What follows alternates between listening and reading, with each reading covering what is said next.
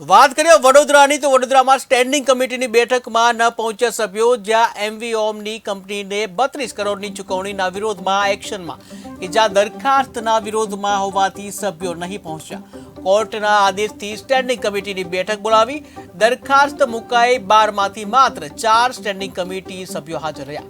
જ્યાં સ્ટેન્ડિંગ કમિટીની બેઠક પહેલીવાર નોન કોરમ રહે તેવી શક્યતા, ત્યારે બેઠક બાદ સભ્યોએ દરખાસ્ત મૂકવા અનુમોદન આપ્યું ન હતું।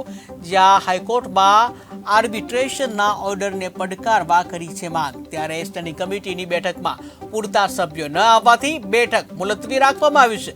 જ્યાં નોન કોરમના કારણે દરખાસ્ત મુલતવી રાખવી પડી। 12માંથી સ્ટેન્ડિંગ કમિટીના ચેરમેન સહિત માત્ર 4 સભ્યો હાજર, 6 સભ્યો ગેરહાજર રહેતા હવે આવતા અઠવાડિયે ફરી મળશે સ્ટેન્ડિંગ કમિટીની બેઠક કે જ્યાં સભ્યો કહેશે તો હાઈકોર્ટમાં ઓર્ડરને ચેલેન્જ કરવાની પણ તૈયારી।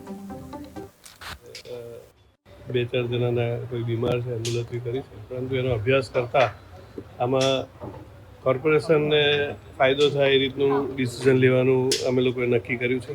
બાકીના સભ્યો જોડે ચર્ચા કરી અને આનો ખૂબ જ સુખદ ઉકેલ આવવા માટે પ્રયત્નશીલ। મોટાભાગના સભ્યો તહેવારની સિઝન હોળીમાં 2-3 દિવસની રજા હતી એટલે ઘણા બધા પોતાના પારિવારિક કામથી, સામાજિક કામથી બહારગામ હતા અને એડવાન્સમાં જાણ પણ કરી હતી। એટલે 5 સભ્યોનું કોરમ થવું જોઈએ, એ કોરમ આજે થઈ શક્યું નથી કારણ કે મોટાભાગના સભ્યો આઉટ ઓફ ટાઉન છે। ગઈ સ્ટેન્ડિંગમાં વધારાના કામમાં દરખાસ્ત ચડાવી હતી। 26 તારીખે કોમર્શિયલ કોર્ટની તારીખ હતી કે 26 તારીખ સુધીમાં પાલિકાએ આ પેમેન્ટ કરવાનું છે।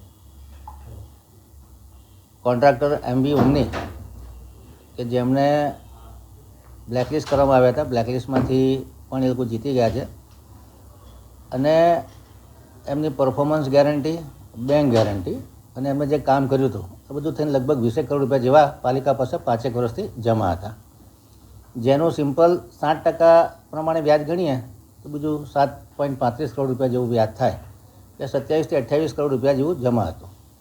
જો એનું 10% વ્યાજ ગણીએ તો આ રકમનું 5 વર્ષે ટોટલ એમાઉન્ટ 32.58 કરોડ થાય છે। 2-4